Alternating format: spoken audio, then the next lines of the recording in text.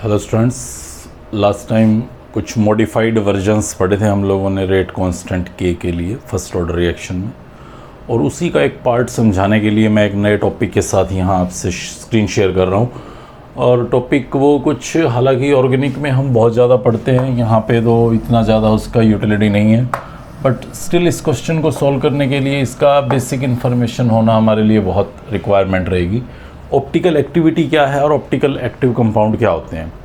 Optical activity एक light को, जिसको हम बोलते हैं प्लेन पोलराइज्ड लाइट, तो प्लेन पोलराइज्ड लाइट को रोटेट करने का टेंडेंसी है। ये क्या होती है प्लेन पोलराइज्ड लाइट? एक वाइट लाइट है, विबग्योर जिसमें आता है, सन से आने वाली ऑर्डिनरी लाइट। अगर मैं उसमें से किसी एक पर्टिकुलर वेवलेंथ की लाइट को चूज़ कर लेता हूं, तो वो होती है मोनोक्रोमैटिक लाइट। सो मोनोक्रोमैटिक लाइट जो है वो simply light of single wavelength है, रेडिएशन ऑफ सिंगल वेवलेंथ। जबकि वाइट लाइट जो आती थी उसमें अलग अलग तरह के वेवलेंथ्स की रेडिएशंस होती थी। तो वहाँ से एक हमने वेव सेलेक्ट कर ली, एक रेडिएशन सेलेक्ट कर ली, मोनोक्रोमैटिक लाइट बोल रहा हूँ, सिंगल वेवलेंथ है उसका, जो अलग अलग प्लेन्स में वाइब्रेट करती हुई मूव करती है। अगर मैं उसके वाइब्रेशन को सिंगल प्लेन में कन्फाइंड कर देता हूँ, तो वही monochromatic light plane polarised light बन जाती है। So simply plane polarised light एक मोनोक्रोमैटिक लाइट है having vibration in single plane. अब अगर मैं उस प्लेन पोलराइज्ड लाइट को किसी कंपाउंड से पास करूं, जैसे ये मान लो मेरे पास कोई कंपाउंड पड़ा हुआ है और मैं वहां से प्लेन पोलराइज्ड लाइट पास करूं, तो ये कंपाउंड उस प्लेन पोलराइज्ड लाइट को रोटेट कर देता है, आइदर क्लॉकवाइज डायरेक्शन में और एंटी क्लॉकवाइज डायरेक्शन में। इसी पर्टिकुलर फिनोमिना को बोलते हैं ऑप्टिकल एक्टिविटी। और ऐसे कंपाउंड जो ये काम कर सकते हैं उसको बोलते हैं ऑप्टिकली एक्टिव कंपाउंड। हम लोग यहाँ पे आज इस पॉइंट पे ये तो नहीं समझने की ज़्यादा कोशिश करेंगे कि कौन ऑप्टिकली एक्टिव कंपाउंड है या क्या कंडीशन है ऑप्टिकल एक्टिविटी का। बहुत ज़्यादा डिटेल में मैं उन बातों पे नहीं जाऊँगा, वो ऑर्गेनिक का हिस्सा है, ऑर्गेनिक में ही पढ़ेंगे चल के। यहाँ पे बस इतना समझने की कोशिश करेंगे कि some of the compounds are rotating this light either toward clockwise direction or toward anti-clockwise direction। जैसे मैं मान लो ग्लूकोज का केस लूं, तो वो लाइट को क्लॉकवाइज डायरेक्शन में रोटेट करता है। या मैं फ्रक्टोज लूं, उसी का एक आइसोमर है जो लाइट को एंटी क्लॉकवाइज डायरेक्शन में रोटेट करता है। क्योंकि वो रोटेट करता है इसलिए मैं कह सकता हूं कि ये ऑप्टिकली एक्टिव कंपाउंड है। और इसी फिनोमेना को बोला गया है कि ग्लूकोज या फ्रक्टोज जो हैं वो ऑप्टिकल एक्टिविटी शो करते हैं। क्या सभी कंपाउंड ऐसा कर पाएंगे? तो जवाब है बिल्कुल नहीं, सभी कंपाउंड ऐसा नहीं कर सकते। कुछ कर सकते हैं, कुछ कंडीशंस होती हैं, सिमेट्रिक कंडीशंस हम लोग अप्लाई करके ये बात देखते हैं कि वो लाइट को रोटेट कर पाएंगे या नहीं कर पाएंगे। एक बहुत आसान लैंग्वेज में बता सकता हूँ मैं, हालांकि वो पूरी तरह से सही नहीं होगा, मैं फिर बता रहा हूँ, ऑर्गेनिक में जाके ही उसको पढ़ेंगे कि अगर सपोज किसी के पास, किसी भी कंपाउंड के पास कोई ऐसा कार्बन हो जिसके साथ लगे चारों ग्रुप डिफरेंट हों, चारों डेफिनेटली डिफरेंट हों, तो वो प्लेन पोलराइज्ड लाइट को रोटेट कर सकता है। किधर रोटेट करेगा वो उसका अपना नेचर है कि वो क्लॉकवाइज करेगा कि एंटी क्लॉकवाइज करेगा।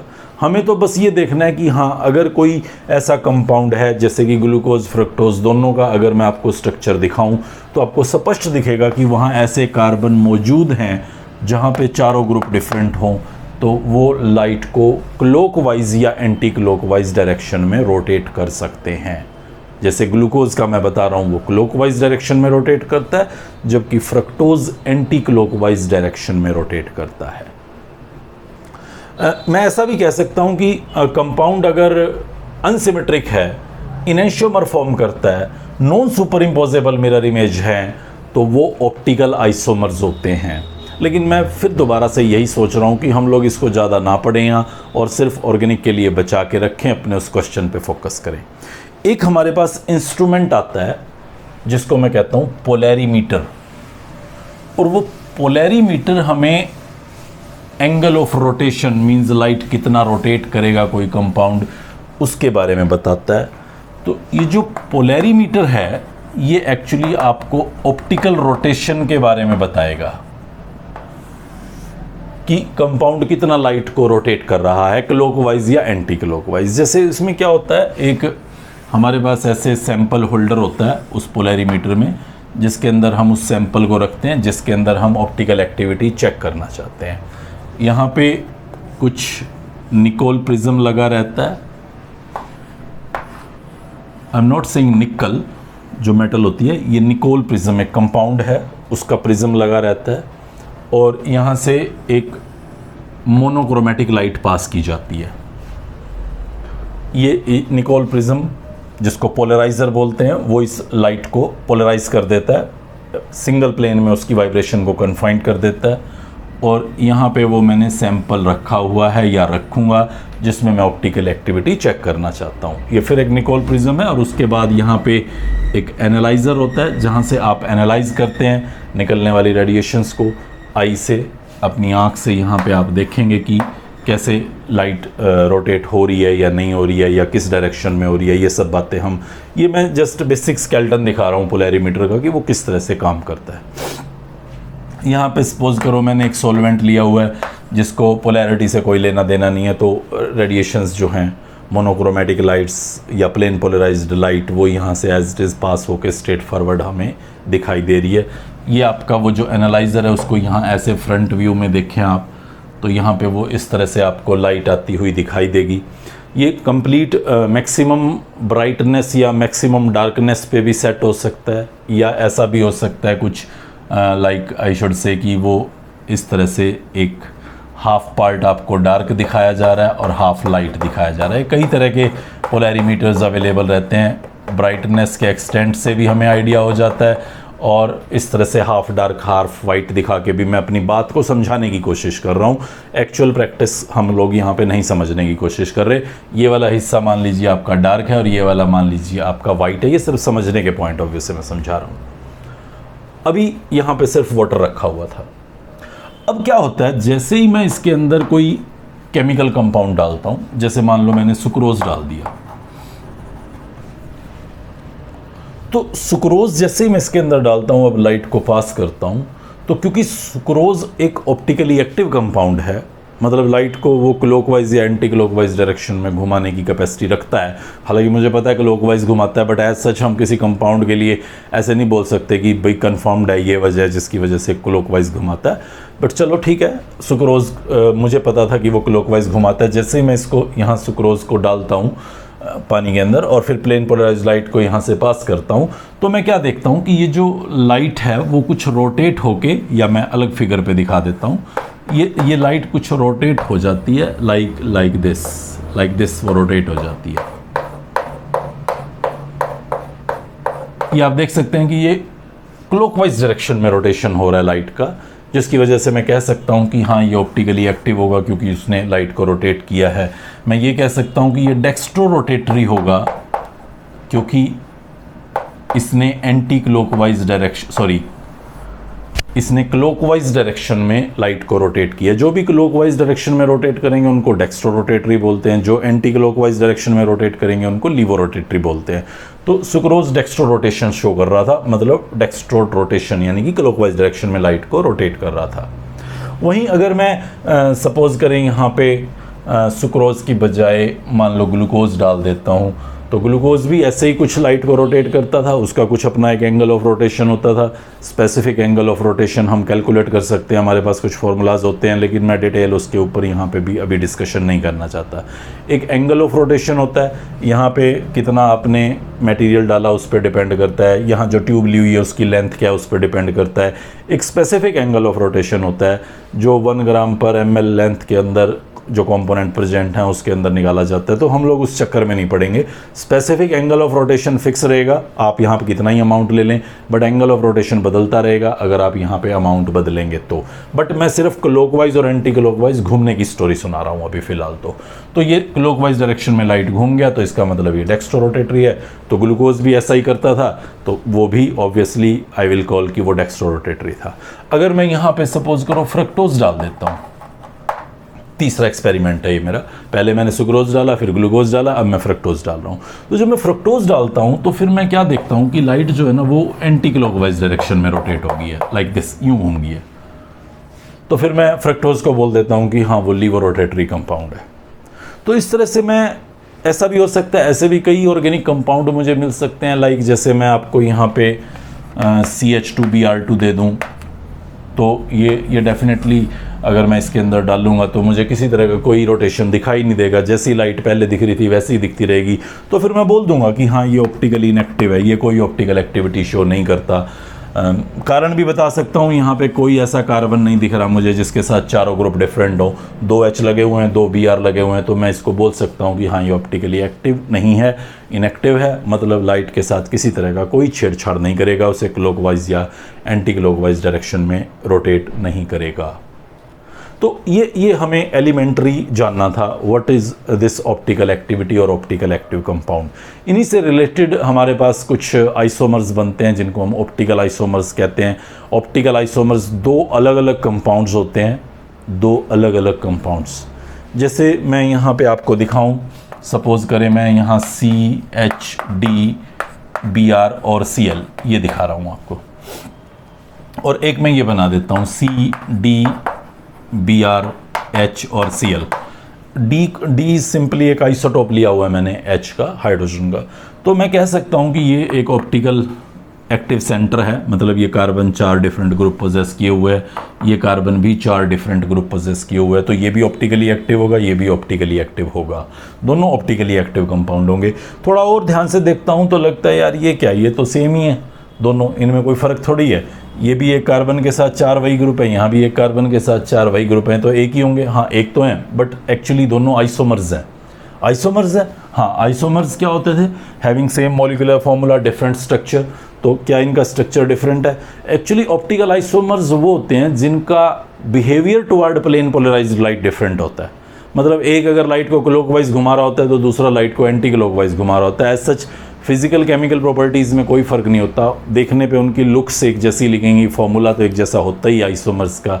सो उनकी सिर्फ बायोलॉजिकल प्रॉपर्टी डिफरेंट होती हैं, उनका सिर्फ behaviour toward the plane polarised light different होता है। अगर मैं ये कहना चाह रहा हूँ कि ये दोनों ऑप्टिकल आइसोमर्स हैं, तो फिर कोई एक इनमें से क्लॉकवाइज लाइट को रोटेट करता होगा तो दूसरा एंटी क्लॉकवाइज लाइट को रोटेट करता होगा। हम ये नहीं बता पाएंगे जब तक कि इसको पोलैरिमीटर में नहीं डालेंगे कि कौन ऑप्टिकल आइसोमर डेक्स्ट्रो है या कौन लीवो है। बट श्योर है कि अगर सपोज किसी कंपाउंड के 2 ऑप्टिकल आइसोमर्स हैं तो एक डेक्स्ट्रो रोटेटरी होगा और दूसरा लीवो रोटेटरी होगा। ऑप्टिकल आइसोमर्स में कुछ रिलेशंस होते हैं, लाइक वो non super imposable mirror image बनाते हैं। Non super imposable mirror image, जैसे आप ये 2 कंपाउंड्स देखें, मैंने लेटर लिखा P जो कि कंपाउंड मान लिया, तो ये 2 अलग अलग कंपाउंड्स हैं, 2 अलग अलग एटम्स हैं या 2 अलग अलग मॉलिक्यूल्स कह दूं, जो एक दूसरे की मिरर इमेज हैं, बट इसको इसके ऊपर मैं सुपर इम्पोज नहीं कर सकता। तो मैं कह सकता हूँ कि हाँ ये दोनों ऑप्टिकल आइसोमर्स हैं।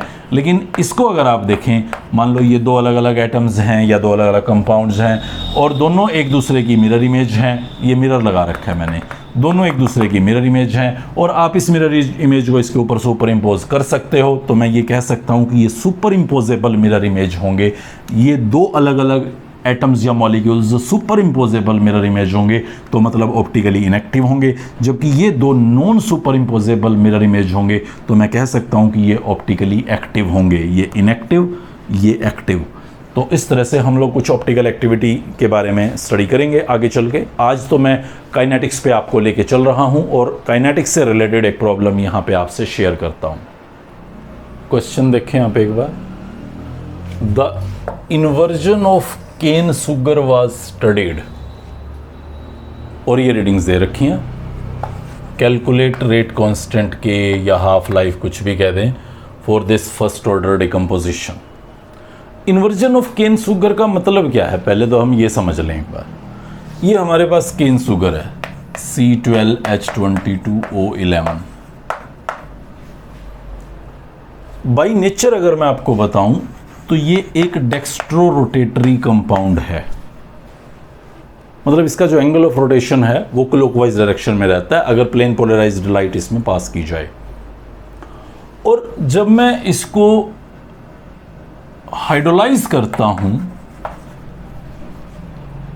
एसिडिक मीडियम में तो ये मुझे ग्लूकोज और फ्रक्टोज देता है, दो अलग अलग कंपाउंड्स। ये मैं ग्लूकोज को रिप्रेजेंट कर रहा हूं और ये मैं फ्रक्टोज को रिप्रेजेंट कर रहा हूं। अगर आप फॉर्मूला रिकॉल करें ग्लूकोज और फ्रक्टोज का तो दोनों C6H12O6 होते हैं, आइसोमर्स हैं। लेकिन दोनों की अगर मैं रोटेशन स्टडी करूं तो ग्लूकोज जो है वो डेक्स्ट्रो होता है और फ्रक्टोज जो होता है वो लीवो होता है, मतलब एंटी क्लॉकवाइज लाइट को रोटेट करता है। स्पेसिफिक एंगल ऑफ रोटेशन देखें तो 92 डिग्री के आसपास मिलेगा, ये 52 के आसपास मिलेगा, 52.5 समथिंग। एग्जैक्ट बुक वाला ही डाटा आप लोग स्टडी करना। और ये 60s की रेंज में है, 62.5 डिग्री के आसपास। ये क्लॉकवाइज है, ये भी क्लॉकवाइज है, जबकि ये एंटी क्लॉकवाइज है। नेगेटिव साइन लीवो रोटेशन के आगे दिखाते हैं और डेक्स्ट्रो रोटेशंस के आगे प्लस साइन। ये उनका बाई चांस नेचर था, देखो कि जो डेक्स्ट्रो रोटेटरी सुक्रोज या केन शुगर मैं बोल रहा हूँ वो मैंने लिया तो वो ग्लूकोज और फ्रक्टोज में कन्वर्ट हो गया, जो बाई चांस डेक्स्ट्रो था और लीवो था, दोनों था। इन्वर्जन का मतलब क्या है, जो आपका लाइट का रोटेशन था वो इन्वर्ट हो रहा है। जैसे मान लो मैंने पोलैरीमीटर की, ये आप वो आई पीस पे जो स्क्रीन देख रहे थे जहाँ एंगल ऑफ रोटेशन देख रहे थे, मान लो मैंने उसके अंदर पानी के अंदर ये केन शुगर डाला हुआ होगा तो ये लाइट का कुछ ऐसा डायरेक्शन रहा होगा। जैसे ये मैं सपोज ऐसे एंगल्स दिखाऊं यहाँ पे तो ये 0 डिग्री है, ये 90, ये 180, ये 270 और यहाँ पे ये फिर 360 हो जाएगा पूरा कंप्लीट सर्कल पे। तो मान लो ये एंगल ऑफ रोटेशन 62.5 बोल रहा हूँ तो ये कुछ ऐसे लाइट दिख रही होगी आपको, ये लाइक दिस। ये स्टार्टिंग पे जब आपने उस पोलैरीमीटर के कंपाउंड होल्डर के अंदर ये डाला होगा, सैंपल होल्डर के अंदर, तो ये 62.5 के आसपास ये मेरा आर नोट है, angle at initial time t = 0। ये वो आर नोट क्या है, ये उस टाइम पे एंगल ऑफ रोटेशन पोलैरीमीटर में ऑब्जर्वेबल है जब 0 टाइम था, जब ये केन शुगर टूटना शुरू नहीं हुआ था। अब जैसे जैसे ये केन शुगर टूटना शुरू होगा, ग्लूकोज और फ्रक्टोज में बदलना शुरू होगा, तो फाइनली आप क्या पा रहे हैं कि दो तरह के प्रोडक्ट बन रहे हैं, एक डेक्स्ट्रो है, एक लीवो है। एक कंपाउंड को क्लॉकवाइज घुमाता है, दूसरा एंटी क्लॉकवाइज घुमाता है, तो दोनों में झगड़ा सा चल रहा होगा कि लाइट अब कहाँ घूमे। तो आप देखेंगे क्योंकि यहाँ पे डेक्स्ट्रो 52.5 है और लीवो -92 है, तो ओवरऑल जो इफेक्ट आना है वो ओवरऑल इफेक्ट लीवो रोटेशन का आना है। यानी कि ये जो लाइट है, ये लाइट थोड़ी रोटेट होती होती अपनी डायरेक्शन को बदलेगी। और वो कैसे बदलेगी, अगर मैं किसी दूसरे टाइम पे देखूं तो ये कुछ यहाँ पे ऐसे दिखाई देगी मुझे आफ्टर टाइम t, ये इस तरह से घूम जाएगी। मैं इसको रोटेशन एट टाइम t दिखा देता हूँ, that may be this time period और दिस टाइम पीरियड। फिर उसके बाद मैंने सोचा कि चलो इनफाइनाइट टाइम पे चलते हैं, जब रिएक्शन पूरी की पूरी ख़त्म हो जाए, ये सारा का सारा ख़त्म हो जाए। ये जब ख़त्म हो जाएगा तो जी आपके पास ये दो प्रोडक्ट्स होंगे और दो में 1 मोल होंगे, बट इसका एंगल ऑफ रोटेशन क्योंकि ज़्यादा है लीवो की तरफ एंटी क्लॉकवाइज, इसका क्लॉकवाइज कम है। तो इन नटशेल आप क्या पाएंगे, फाइनली जो ये लाइट का रोटेशन होगा वो कुछ यहाँ पे आ चुका होगा। I am representing it like r infinity. ये फाइनल एंगल है इनफाइनाइट टाइम पे, जो यहाँ से घूम के वो यहाँ चला गया। सी हियर, ये ऐसे लाइट दिखा रहा था, अभी वो घूम के यूँ हो गया फाइनली। इन बिटवीन ये सारा सफ़र तय करके आया है। मैं ये कह सकता हूँ कि जो R0 - RT है, यानी कि जो ये वाला एंगल है, ये वाला एंगल, ये डिपेंड करता है कि ये कितना टूटा। ये जितना टूटा होगा उतना ये एंगल इधर घूमा होगा इस पर्टिकुलर टाइम पे। सपोज 7.18 मिनट पे ये जो भी टूटा हो 0.1% और 1%, तो उसकी वजह से जो एंगल का ये चेंज आया है r naught minus r t, I should say r naught minus r t, this is directly proportional to amount of cane sugar decomposed, कि वो कितना टूटा। और फाइनली जो आप ये एंगल देख रहे हैं, सी हेयर, ये वाला angle r naught minus r infinity, ये तो सीधा सीधा डिपेंड करेगा आपने सुक्रोज कितना लिया, आपने ये केन शुगर कितना लिया, उसकी इनिशियल कंसंट्रेशन कितनी ली, जितनी ज़्यादा कंसंट्रेशन ली होगी ये उतना ज़्यादा डिफ्लेक्ट हो गया होगा, r naught minus r infinity. ये मैंने दो यहाँ से relations related with the initial concentration of cane sugar and decomposed amount degrees या एंगल्स के विद रिस्पेक्ट मैंने पता कर लिए। अब मैं अपने उस पुराने फॉर्मूले पे आ जाता हूँ, इस रिएक्शन को यहाँ से हटा देता हूँ, ये मेरे किसी काम की नहीं रही, और मैं के का अपना वो फॉर्मूला रिकॉल कर रहा हूँ, 2.303 by T log A over A minus X. A की जगह मैं इसको पुट कर दूंगा, तो यहाँ पे फिर दोबारा से देख लें, 2.303 बाई टी लॉग ए की जगह लिख देता हूँ r naught minus r infinity, यहाँ भी ए की जगह वही लिख देता हूँ r naught minus r infinity, minus x की जगह लिख देता हूँ r naught minus r t. फिर इसको थोड़ा सा छोटा बना लेता हूँ, न्यूमेरिकल्स में स्ट्रेट फॉरवर्ड याद रख लूँगा ताकि क्वेश्चंस आसानी से सॉल्व हो जाएं, r naught minus r infinity. और यहाँ पे अभी आप देखेंगे तो आर नॉट से आर नॉट कैंसिल हो जाएगा, आर टी पॉजिटिव हो जाएगा, r t minus r infinity. ये मेरे पास के को लेके ये नया फार्मूला तैयार हो गया है। आर नॉट की वैल्यू मुझे पता है 24.09 और आर इन्फिनिटी पता है -10.74। देखो कैसे करूँगा, यहाँ पे ही सॉल्व कर रहा हूँ, 2.303 बाई टी 7.18 पुट कर रहा हूँ, ये वाला टाइम लॉग आर नॉट की वैल्यू है 24.09 माइनस 10.74 प्लस हो जाएगा ये आर टी पता है आपको 7.18 टाइम पे दे रखा था 21.41 minus r infinity minus 10.74, same वही। तो अब आप यहाँ इसको सॉल्व कर लीजिए, मैं यहीं पे छोड़ देता हूँ इसको, आप इसको सॉल्व करेंगे तो के का वैल्यू आ जाएगा। सेकंड टाइम टी बदल दीजिए, फिर आर जो आपका एंगल ऑफ रोटेशन है वो बदल दीजिए, और फिर दोबारा से के निकाल लीजिए, एवरेज रिपोर्ट कर दीजिए। टाइम कम हो तो एक ही निकाल के आंसर को फर्दर आगे बढ़ जाएं, क्योंकि उन्हें बता ही रखा होगा रिएक्शन में आपको फर्स्ट ऑर्डर है, तो आपको ज़्यादा टेंशन लेने की ज़रूरत नहीं है। जब ऑर्डर निकालना होता है हमें, तब हमें ज़रूरत होती है कि हम दोनों तीनों डेटाज पे जाके के की वैल्यू को सॉल्व करें। अदरवाइज़ किसी भी एक जगह पे जाके सॉल्व करेंगे तो परफेक्टली, क्योंकि क्वेश्चन में ही बोल दिया ऑर्डर ऑफ रिएक्शन फर्स्ट है, तो आप किसी से भी निकाल दीजिएगा, बाकी एवरेज ही आएंगे, जस्ट लिखने भर हैं वो वैसे ही। तो इस तरह से हमारा ये जो आई शुड से ऑर्डर से रिलेटेड पार्ट था, वो ऑर्डर से रिलेटेड पार्ट ओवर हो जाता है। एक पार्ट हमारे पास और बच जाता है अभी काइनेटिक्स में, जिसमें हम theory regarding the reaction rate study करेंगे कि रिएक्शंस को एक्सप्लेन करने के लिए हमारे पास कौन सी थ्योरीज़ हैं। मेनली 3 थ्योरीज़ आती हैं जो हमारे सामने आई हैं। एक collision theory of reaction rate है, एक एक्टिवेटेड कॉम्प्लेक्स थ्योरी है, एक ट्रांजिशन स्टेट थ्योरी है। लेकिन एज सच हम मिक्स करके सिंपली उनको पढ़ते हैं, स्पेसिफिकली हमारे पास ऐसे कोई थ्योरीज पूछी नहीं जाती हैं।